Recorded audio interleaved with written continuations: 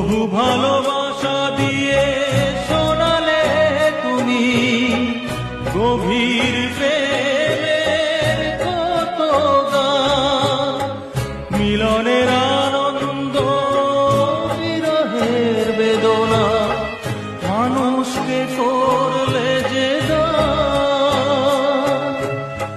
বন্ধুর কত ত্যাগ, শত্রুর ছলনা নিয়ে কত গান গেলে অবিরাম, তোমাকে জানাই প্রণাম।